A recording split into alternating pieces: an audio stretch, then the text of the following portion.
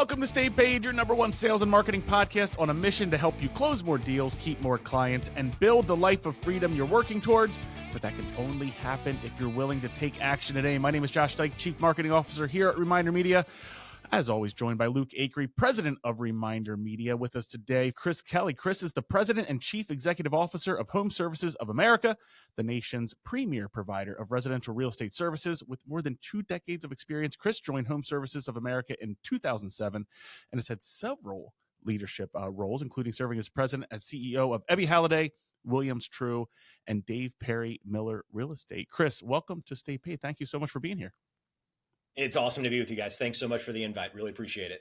So we have a legend on the podcast. You really are a legend in the space. I don't know if anybody's told you that or not, but top 200 for sure in real estate influencers. And I'm just so excited to be able to pick your brain on where the industry's headed. But I want to start off with a selfish question because, I'm trying to balance Reminder Media. I'm trying to balance, I have 2 kids, young kids at this point. Trying to balance all the other businesses we're doing in real estate, and then also my personal life and just staying fit and my faith and all this stuff.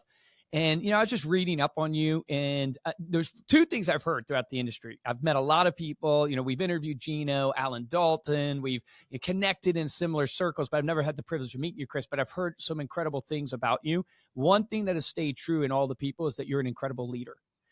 And when I was reading up on you, I also learned, okay, you have kids too.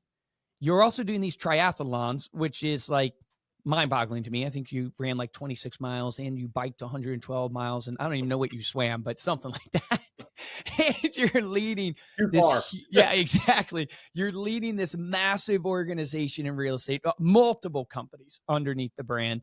How do you balance that all? How do you lead well in all of those areas? Because your reputation precedes you. People have said you're an incredible leader. How do you balance that? How do you lead well?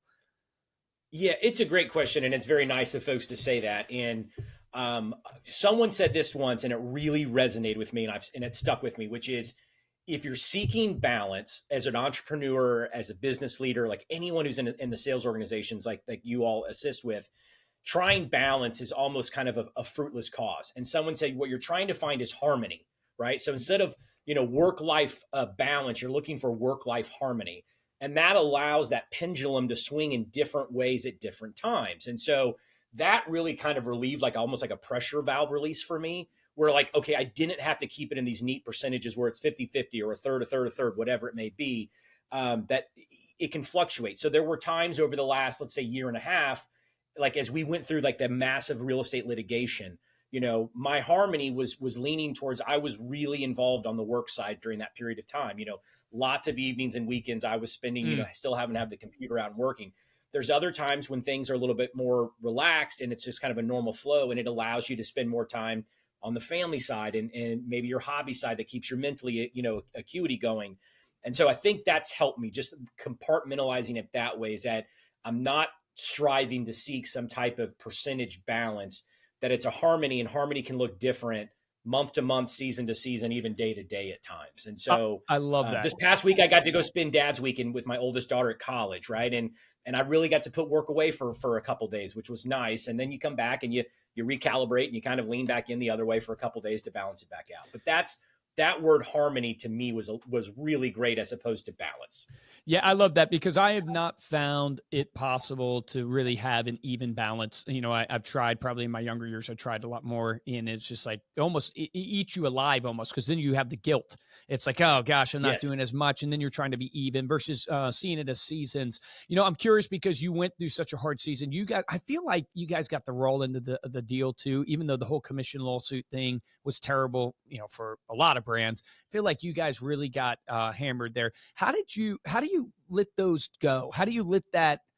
For me, I kind of get angry when things, it's just I feel like it's not right or it's unfair, and we don't have to go into the whole litigation of the lawsuit, but I'm just curious, how do you mentally just not let that affect you? Let it go, learn from it, move forward with a positive attitude. That's a great question. And I wouldn't say that it was easy, because, we certainly were somewhat targeted because of our parent entities, right? And right, this perception of, Yep. being part of a certain parent structure gives you more resources than others. And it's it doesn't work that way. But what we did, and this really helped me, and we did it for our team. We had an in-person May leadership meeting. We brought all the leaders from all of our operating companies together in May, and we brought in a gentleman who had climbed Everest. And if you haven't seen this show on Netflix, there's a great show on Netflix where the earthquake hits while people are on Everest, the Nepal earthquake, and you're stranded there. And what he talked about, because like, look, we had our lessons in resiliency. Like we went through 2 years where everyone got our lessons in resiliency. What we wanted to talk about was how do you pivot out of that, right? How do you take that and then move on from crisis? And it was a really good lesson of what he kind of brought to, which was like, look, we were here to summit. It's not going to happen. So now you reprioritize about what the next best thing is. And so what we really talked about was if you live yourself in crisis mode as an organization or as a person for an extended period of time, it just creates a host of issues, right? Burnout, health issues, the organization suffers from it. So we really made a conscious effort of saying, we are turning the page on the last couple years. We're now looking forward. We're going to take the lessons learned and the silver linings that came out of that challenging period, and we're going to focus on that part moving forward. But you almost had to like literally consciously and physically turn the page, and we did it as a team together, right? We brought in somebody who could kind of put some perspective on things, right? Like, look, this was really challenging over the last 2 years, but we didn't go through an earthquake while sitting on Mount Everest, right? It could have been a lot worse. And so I think that helped us all mentally turn the page and be like, look, we will only suffer the longer we're continuing to look backwards as opposed to looking forward. Isn't it amazing, though, how perspective is such a powerful tool to get you in the right mindset? Because oftentimes we have the victimhood mentality instead of the victor mentality, as the saying goes. And the only way to get yourself out of victimhood sometimes is actually to take a step back and get perspective to go, hey, it's actually not as bad as you think. It could be worse. I know it sounds terrible, but it's like almost imagining the worst that it could be to trigger what I think is gratitude, because then you have gratitude, and then that gratitude puts you into the right mindset to be able to move forward. And so maybe it is actually about triggering gratitude when I'm speaking it out loud, but perspective allows you to get that gratitude. Is that what you found when you brought in the Mount Everest person and that whole story? Yeah. I mean, I think what we do is, and you all know this, right? The high achievers very rarely look behind their shoulder at all their accomplishments. It's always kind of what's next. And what we did was to say, let's take a moment here. And I always love that Mark Twain quote where it's like, the rumors of my death have been greatly exaggerated. And I said, let's take a minute and just pause and think about what we have all done over the last 5 years, right? Like from COVID to where are we going to sell a house again? And then it took off like a rocket ship. And even that had stressors involved with it when the market was going crazy. And then as fast as it went up, it was turned off like a spigot. Then we had the real estate litigation through settlement. And then we had all these rule changes that happened to our industry. But we're all still here. We're still standing, right? Every single one of these things could have knocked, a normal person out, a normal enterprise out, but we're still here. We're still standing. So just take a minute to appreciate what you've come through over the last 5 years to kind of say, look, we're still on solid footing here. That gives us a great way to move forward going into the future. And again, well, I love the fact that entrepreneurs and sales folks are always looking for the next thing. But yeah, you want to just glance over your shoulder every once in a while just to appreciate what you have accomplished to give you that confidence as you move forward. Yeah. How do you see, so HomeServices is obviously one of the largest, organizations. Like, how do you see that positioning and in terms of like the competition? Who do you see as the real competition for your brand, for your agents in the space? Yeah. So, a couple of things that we're seeing right now is anytime that my perception has been anytime that you see antitrust efforts applied to an industry, you actually get the inverse and you start seeing consolidation, right? So if you think of airlines and the railroads and media, telecom, right? Every time antitrust would come in, whether it's through regulators or through just legal actions, you start seeing consolidation. And we've certainly see that in our industry over the last 6 months. And so what you're kind of seeing is a race to duplicate what the foundational DNA of HomeServices has always been, which is this whole idea of like, let's give the consumer everything they need in one place to buy or sell real estate. And physically, we've done that really well over the years, right? You walk into a real estate office, I have my real estate professional, I have a mortgage person, I have a title, I have insurance, all physically there. But as you guys know, like we're in a digital world now. And so what we're trying to create now is how do we take what we've done really good physically and then recreate that in the digital space so the agent and consumer can utilize that where they're meeting today, as opposed to maybe how real estate was done 10, 15 years ago. But when you see what Rocket's doing with the purchase of Redfin and Mr. Cooper, it's all about creating these closed ecosystems. And so one of the things I like to tell sales professionals is you can no longer be agnostic on what other services your consumer, your client is out there using. Mm, Doesn't mean you have to force them into things, but in the past, you could say, I don't want to upset the apple cart, so I'll let them go get their mortgage from wherever they want.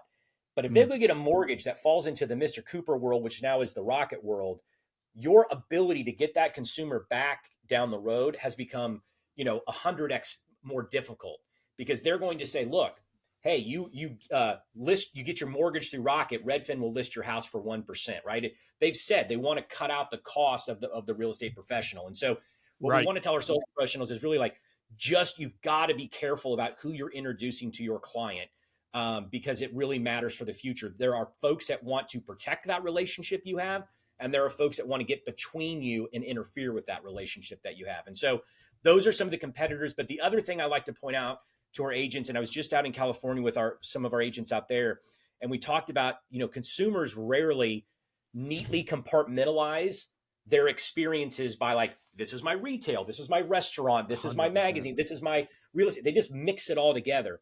And so really your biggest competitor is the last best place your client received incredible experiences at. So that could have been Mm. Disney World. It could have been at a 5-star restaurant. It could have been on an airline where they were treated amazingly at a resort or something like that. And so really it's a low bar to say, I want to be better than the agent across the street. The real bar is to say, I want to be better than the last best customer experience Wow. that consumer ever got. When you think of it that way, you get inspired in a lot of different ways and stuff. And there's so much more inspiration from outside our industry as opposed to inside. Oh, I agree with that 100%. We were able to interview, and his name is slipping me. It's been a few years now, but he was like one of the experience officers for I Disney. know exactly what you're talking about. And Yeah, he a wrote the book. Yeah. Yeah. What would your business look like if Disney ran your business? And Correct. it was pretty insane how they thought about the details, like even hired people full, like their whole job is to just go up to kids that are dressed up in their superhero outfits or in their princess outfits and freak out and ask the kid for an autograph, because they knew that would make the kid feel like $1 million and it would make the parent feel even better because they're spending all this money. John Formica was his name. Yeah, he was amazing. But it is in those little details. It's like where you create raving fans is in like over delivering. It's like going above what people expected. It's almost like you could phrase it doing the unexpected. So when you do the unexpected, you create raving fans out of people, sometimes negative when you do the unexpected the wrong way. But when you do the unexpected where you've over delivered, you create raving fans. How are you thinking about this whole idea of the closed ecosystem? Is it a tech play for you guys? Is it a really centralized in on the real estate agent to over deliver at the relationship level? How are you trying to navigate this whole world? And then you have AI on top of that coming in. Yeah. And where is that going to play in? What are your thoughts there?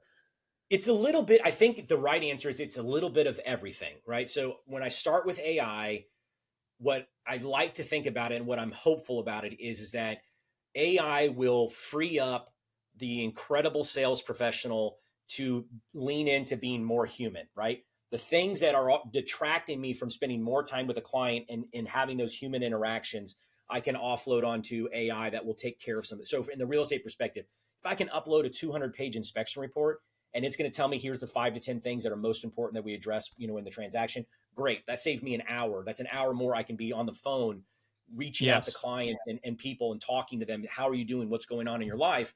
And so from our view, Dana Strandmo, who's our general counsel and been with Home Services since day one, I love this analogy. He said, look, Home Services has been a really efficient strip mall. Mortgage, brokerage, title, and insurance lined up very conveniently next to each other at that strip mall.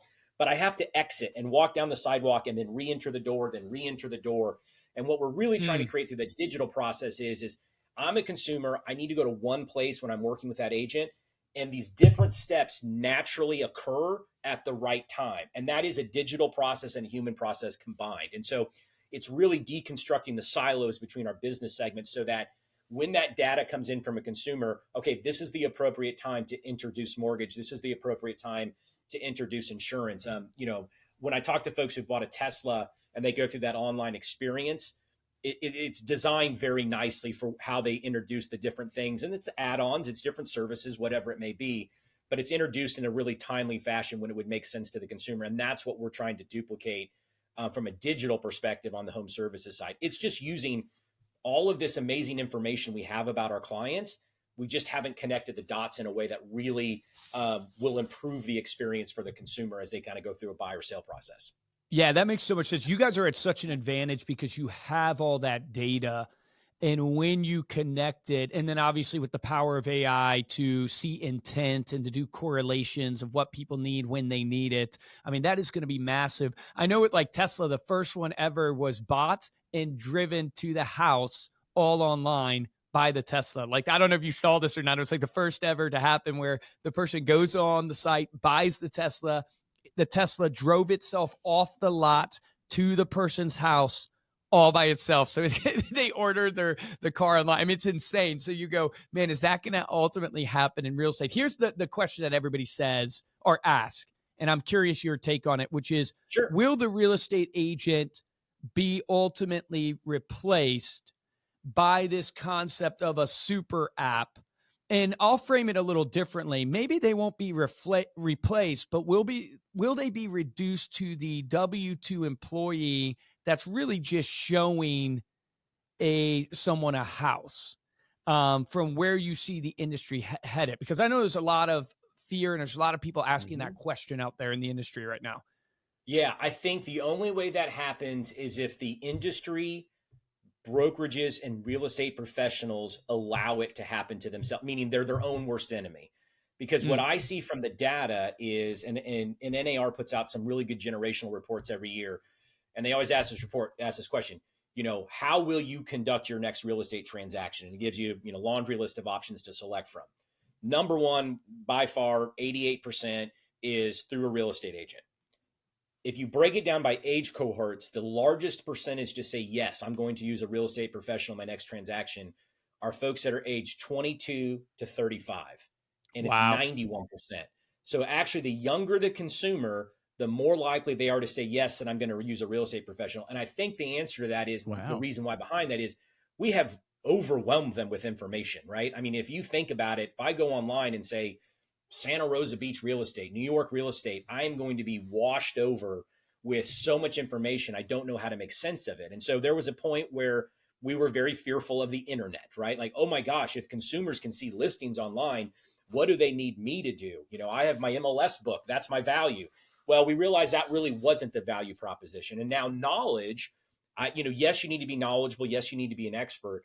But knowledge is going to become a commodity increasingly. Yeah, it's commodity with AI. On my phone and just ask ChatGPT the question about what's going on. And so really it comes down to that relationship side. And when we've seen happen, and you guys might have noticed the same thing, I have siblings that are 10 years younger than me. And I remember sitting with them at a holiday, and they were talking about how they used a travel agent on some of their recent travels. And I'm Gen X. I'm like, what are you talking about? Like, what? And they're like, yeah, you pay them a fee and they create the whole experience for you. It's amazing.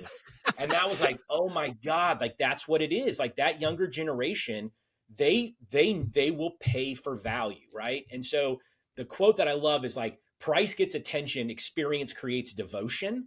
And that's what I think. If we as a real estate community continue to lean in and make the process, it's easier to work with us than without us, then I think everything will be fine. What makes me nervous is right now, a lot of the infighting and conversation happening in our industry is about what's best for me and not maybe what's best for the consumer. And I think that's the biggest risk we face. At some point, a consumer could be standing in the middle of the street going, how many people do I have to talk to find out what's actually for sale in my city anymore? We do that to the consumer. I think that's where there's separation that starts to occur. Yep. I've always seen, and I know a lot of people see this too, is like the biggest problem in the real estate industry is the model of the industry is a little bit messed up because of the quality of the agent they allow to do transactions. And everybody knows it, but it's very hard to fix from the business models of the industry, from the associations to the MLSs. We just all know that to be true. And so I think you're hitting the nail on the head that the biggest risk to the real estate industry for realtors is realtors themselves. And it's the quality of the service and where they focus their time and how they do it is going to ultimately make or break them. And if you think about it, all that, Rocket is doing is trying to streamline and focus on the consumer. They're focused on the consumer hardcore. Zillow focused on the consumer hardcore. Agents are like, if you think about Rocket was a mortgage company, and now they're getting into real estate with Redfin because they know, hey, I got to get to consumer, and the real estate agent has the consumer. Yeah. So the real estate agent is the best positioned person right now, but they got to get their eyes off themselves and get their eyes onto the client, which is, classic in the business. I want to switch gears a little bit. This is, again, selfish question, but it's just, I don't normally get to talk to great leaders like yourself. And I would just love to know, like, how do you structure your day? I think you have 49 or so companies under the brand. And obviously now you're a leader of leaders of leaders of leaders all the way down to the ranks. How do you structure your day to be productive? So when your head hits the pillow, you're driving the appropriate things in your business. Because my struggle is I find myself working, but I'm just like, oh man, am I driving? Is in classic revenue generating activities or priority activities.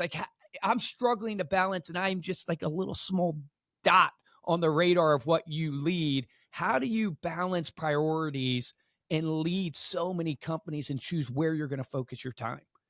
Yeah, and I think our organizations are very similarly structured in the sense of the number of people that you serve, right? Because we have 5,000 employees, but our big workforce, our agents, is about 40,000, and the consumer base you serve is very similarly structured. And so one of the things I learned was, and my friends at Ebby Halliday remember this very clearly when I first got down there in 2018, was I had this beautiful spreadsheet, color-coded.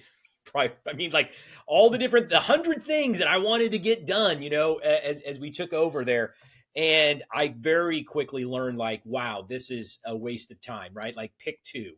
And so that was kind of my lesson for me, was look, you can have 100 great ideas. And Jeff Bezos talks about releasing the work. He talks about when he's at Amazon, he had all these ideas, but he was overwhelming his team. They didn't know what is the real priority? Because yesterday you were talking about this, today you're talking about that. So I really learned, we have to narrow this down and really focus on, out of this list, what are the two things, if we got those done in the next 6 months, it will move the needle the most. Once those two things are done, or they're in the process of being done, what are the next two, and then bring them up. So I had to learn that lesson the hard way of, if you're focused on everything, you're focused on nothing. So it was really kind of prioritizing. And then for me too, I have always been blessed and benefited by being surrounded by an incredible team. Those that try to go it alone, those that are worried about, from an ego perspective, I need to get the credit for this, I need to make sure everyone knows I'm the one that came up with this idea, I think just make their lives so much harder. And so I rely on my team heavily to determine, these are the things that we view are the priorities, and that's what we want to lean into, and that's what's most important. So that kind of sets the priorities of it. And then as I make kind of my list for the week of what the things I need to do, I attach them each to those primary goals, right? Because I admit, I'm one of those people that gets a little bit of a dopamine hit when I do a check mark on something. But that also can mean I can make a list of just, right, and just check mark a bunch of nonsense. And right. So I try to make sure that my week and work structure is all ratcheting up to whatever we currently have as our 2 or 3 big priorities, so that I'm not just filling my day with things that feel good to make a check mark to, but it really didn't make a difference, whatsoever. And then the other thing too is, for me, what helps me do that is I have a regular cadence of communication out to our team to hold myself and ourselves accountable for actually making progress on these things, so that we don't just talk about it at a meeting and then no one hears about it for 6 months. What's the status with that? I guess it just went away, the group projects that we all had to do in school. And who's doing what. And so regular communication and accountability around that has really, really benefited me, and I think our team as well, so that we know what's going on and what we're focused on. Does that look like weekly they're chatting in where they're at, or there's a report? I know, if you follow Alex Hormozi and Layla Hormozi, Layla talks about, at the end of every week on a Friday, each of her leaders will send kind of I forget exactly what she called it, but it's think of it like a one pager of here's where we're at towards target type idea. Is it similar to that concept where people are chatting in, or? Yeah, it's similar. I have found for our group, our operating company leaders, they are all performing at such a high level that what we do is, depending on the project. So we have several working groups right now that are individually tasked with, some of these priorities. And what Yeah. we'll do is twice a month, we have the leaders of those working groups. We all get on a call together. They let me know how it's going, what's going on with that, what the latest is. And then once a month, we have everybody. So not just them, but the entire team on that working group. They're also Okay. on an all hands call, and they do the similar thing. That way we're cross pollinating, where the other working groups are hearing, oh, they're working on that. And what we found is, you think these things are independent. You're like, oh, there's a lot of crossover here. And that's where they learn, like, okay, we need to have our own little meeting over here, make sure what I'm doing and you're doing, we're connecting on that. And so that's how we've kind of structured it. We've done it the more formal way in the past. And I felt like it was time to kind of mix it up a little bit, because it can become stale after a point where everyone's just kind and of like busy work. numbers. Exactly. And Yeah. and then also can give a lack of trust. Like, it's just such a balance. And sometimes you just have to weave away so it gets fresh again and come back. It's like a little bit Correct. of back and forth. Yeah, it's What you always like, said, when is it a kick in the pants and when is it a pat on the back, right? And I've found that for most of our operating company leaders, they are operating massive businesses on their own. If you just acknowledge that, hey, if you're in that role, you're a high performer, and we're going to treat you like a high performer, and I think that goes a long way. That makes so much sense. I think the biggest struggle for myself, and I would imagine agents listening to this, is staying committed to one or two things and saying no to all the other blue ocean opportunities. We see this in lead gen like crazy. Like, it blows my mind. Like, we've made our living off of trying to help agents connect to their relationships and drive referral and repeat business. This is where the whole concept of the magazine's about, and everything else we do. And it's just amazing to me, as I talk to more and more agents, how agents will try 20 different lead gen things, but not stick to something. And they try, it's like they go referrals, and then they jump to GeoFarm, and then they jump to paid advertising, and then they go to Zillow, and they slowly spin their way out of the business. And again, it's the same fundamental problem Luke Acre suffers with that Reminder Media. It's just like, oh man, we're doing this magazine, we're doing really well. Ooh, but what about this? This is also something we could do. And before I know it, I wake up and I have four things I'm driving, and I'm working 100%, but I'm moving the balls down the field 20 to 25% at best. It is so difficult, and I think all of us suffer from it, because I think all of us are in our roles that we're in because we get excited by that. We get excited by opportunity. We get excited by ideas, and I've shared that Steve Jobs quote so many times, where it's like, focus is saying no to something that you really, really want to do. And so that's how we kind of have to do it. Like, oh, hey, that is a great idea, and it's not a no, it's a not right now, right? Like, we're going to put it on the list, and there is something therapeutic about having an idea, but determining it doesn't replace one of our current priorities right now, but we are going to write it down. We're going to write it down, and we're going to build something around it, but we're going to then say that comes after we've all agree that we have fully achieved this, or it's in process on its own, and we now have the time and resources to pull something back, now a new thing up into the priority list. But that is a challenge, I think, for all of us. But it's like having a map, right? Like, if you don't have that map, and I think that's what helps. If you have written down and you have clearly articulated, these are our priorities, whether it's for the quarter, the half year, or the full year, or your 5-year plan or 10-year plan, if you have that communicated out and you have it written down, it is easier to say not right now to those other ideas that pop into our head or that come around, because you say, look, this is the map. We're trying to get from here to there. And if we keep doing all these different things, we're going to wind out in the middle of the desert and not know where we're at that point. Yeah. What about for the agents on the ground? Like, kind of taking that to the next step. Like, what are some habits or behaviors that you're seeing that the top performers are doing? Yeah, that's probably my favorite part about this role, and all of my roles I've had with Home Services, is to really kind of sit and listen from some really amazing top real estate professionals out there. And I think the ones that are truly great are the ones that understand what the type of client that they are trying to serve. I think where we as agents, we as brokerages or companies get into problems is when we try to twist ourselves into a pretzel of trying to be like, I want to be the brokerage for everybody, right? And I want to be an agent for everybody. And it doesn't mean you have to only be in one price point, but it's kind of like, look, Nordstrom's knows who their clientele is. Walmart knows who their clientele is. Target does. Ritz-Carlton knows who their clientele is.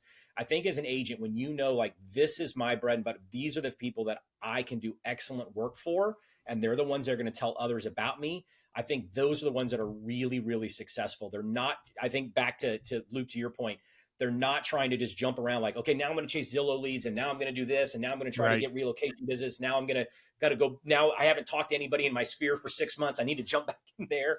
It's the ones that just say like, this is what works for me, and I'm putting all of my energies there. It's the truly focused and consistent agents, the ones that I think are always they're your top performers, and you can do that without having to be in the business all that long.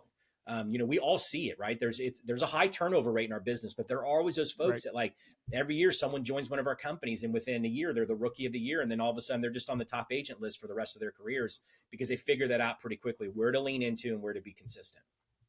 Yeah, I mean, consistency is literally almost a requirement for success. So few agents are able to stay consistent. Oftentimes, it comes down to their mindset. It comes down to their purpose. When you think about like attracting the best agents to home services and attracting and trying to develop and coach up these agents, how do you try to what do you try to look for in a great salesperson and a great business person? And then how do you try to challenge them to apply themselves? Because we literally just had an interview earlier today where we were talking about these new agents. It's just like, the lady was saying, what are you doing? Like, apply yourself. You got to apply yourself. And, my question is, yeah, but how do you get somebody to apply themselves? Because that's all the battle for a broker owner and a team leader. So how do you recruit the best agents? What do you look for? And then how do you try to get them to apply their talent? Yeah, I think, in the past, Mike Frazier, who is the CEO of Reese Nichols for us, and he and I started on the same day at Reese Nichols in 2007. And, you go through this belief where like, I can spot it, right? Like I can spot somebody who's going to be a great real estate agent by the way they're dressed or the way they do this, way they do that. And what you find is, gosh, I mean, it just covers the map, right? The person that you might have cast off because they were in jeans and a button down or something. You're like, that's not really the look. And then they go off because that's their clientele. Right. And so It's not a look. It's not necessarily a feel. There's a little bit of grit. I mean, part of it is grit, right? Just the person that is not going to get dejected quickly are oftentimes very, very successful in this business. And then the other big mistake that we see happen that we try to coach out of people that are coming into this business is the syndrome of I'm getting ready to get ready. If I just do one more thing, then I'll put my name out there. If I just do one more class, then I'll do this, right? The getting ready to get ready is the one that, that kind of delay of action are the ones that I think really kind of end up harming themselves in the long run. What we try to say is, look, our model is to surround you with an amazing team, put that name badge on, go to the grocery store, do all the things, make sure that everyone in your friends and family and neighbors know you're in this business. Ask them to help you. They love you. They want to see you successful. And if, God forbid, the scariest thing that happens is a client calls you up and says, I think I want to list or I want to buy. And you're like, I haven't done this before. We will help you through it, right? We have an entire team built around to do that, right? And so I think it's you're looking for that kind of, and again, it's hard to test it, to figure out what it is, but it's grit. And then the person that is not going to be paralyzed by getting ready to get ready. That if you say, look, we have equipped you with the right tools, we're not going to throw you out there uneducated to harm clients at all. But when we say, look, you have learned enough, you're prepared for this, you then need to take that step and you got to get out there and do it. Yeah. So well said, man. So well said. Okay. I got to ask you, this is a classic Stay Paid podcast question that we ask a lot of guests, but I want to hear your answer. Knowing what you know now, what would you go back and tell younger Chris? Think about that college age kid, all the experiences you've had, the successes you've had. What advice would you give to that person? I think I would just tell him, because this is a kid that was, graduating from undergrad with an English degree, goes to law school because like, what else are you going to do with it, right? If you're not going to be a teacher. I think it would just be open to all the opportunities that you could never predict are going to come your way. Coming out of law school, I worked for a firm in Kansas City, thought that would just be my life. My sister, my older sister was a real estate agent with our company in Kansas City, and her and her team were going on a trip to Cabo, and they were taking their office manager with them. And they said, hey, why don't you come along? And so just kind of randomly went along with them.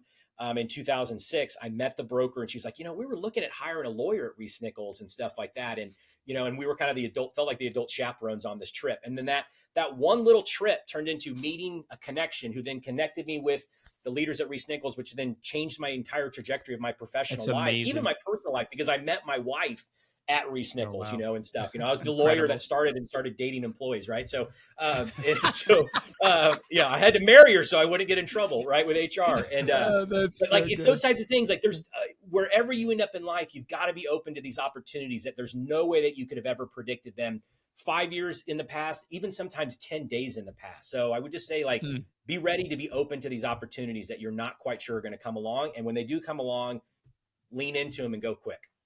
Yeah, it's so good. Last question. Okay, so you've got to be a huge Kansas City Chiefs fan, I'm assuming. Yeah, exactly. Yes. What do you feel about the no. Taylor Swift, Travis Kelce? Is she ruining, the sport for you guys, or do you love it? Are you a fan? Are you a Swiftie or no? I'm all in. I'm all in, and this is why, because I've got 3 kids. My oldest in college. My middle daughter is 14, total Swiftie, and she will actually watch Chiefs games now because of Taylor Swift. So I'm like, I'm all in for that. I thought it was so funny how Travis Kelce opened up this year and he was terrible, but now they're coming alive. So I can't rag on him too much. But I was just like, oh, he's doing so bad. I love this because I'm not a Kansas City Chiefs fan. But he's coming alive now. Now they're doing well. I think you guys just destroyed the Raiders, if I'm not mistaken. And my 10-year-old son, unfortunately, I have passed along all of my neurotic sports fandom onto him, which I'm actually quite proud of. It annoys my wife, but I'm very proud of the fact that when we lost to the Jaguars on Monday night, he went to bed angry and crying. And I was like, yes, I've got another one with me in the household now. So. Misery loves company. That's awesome. Chris, thank you so much. Really, really honored to have you here on the show today. Before we close out, do you want to let people know how they can connect with you? Yeah. So Chris Kelly at HomeServices.com. And then socials are just my full name, that when I'm in trouble with my mom, Christian Kelly, on LinkedIn, Facebook, Instagram, all those. And so look forward to connecting with folks. And Luke and Josh, thank you so much for having me. Honored to be with you guys. Love it. Thank you so much. And thank you all for listening. You can get the show notes, the video, and any links that we mentioned in the over at staypaidpodcast.com. And if you enjoyed this episode, we would love to have you go subscribe to our YouTube channel. So youtube.com/remindermedia. Make sure to give this video a thumbs up, leave us a comment. And if you really want to support the show, share this episode with somebody that you know. If you want to get hold of me or Luke, you can email us at podcast@remindermedia.com. And of course, you can find us on social media as well. We are at Stay Paid Podcast. For this episode of Stay Paid, I'm Josh Dyke. Guys, I'm Luke Akery. Chris, thank you so much, man. I really appreciate your advice. It did not disappoint. Very, very good. I would encourage everybody listening to this, go rewind, listen to this episode again and again. There's so many golden nuggets. I want to leave you with an action item like we always do, because, you can listen to things all day, but if you don't actually take action, you'll never change your life or your business. If you rewind back, right, one of the biggest struggles that I've had in my life and business is trying too many things and not being focused on the main priority. And Chris gave a great tip, which I'm actually taking back for myself, is going, it's so much easier to say no to the opportunities when you have a plan written down and a target of what you're trying to accomplish in the next quarter, in the next 6 months, in the next year, even 3 years, 5 year, 10-year plan. And I want to challenge you this week is, at the very least, get your 12-month plan on paper, get your target on paper, and then commit to the priority that drives you to that target. Because if you don't find yourself saying no enough, then you're probably not focused enough. Remember, the difference between top producers and mediocre producers in every business is top producers take action. Take action on that today.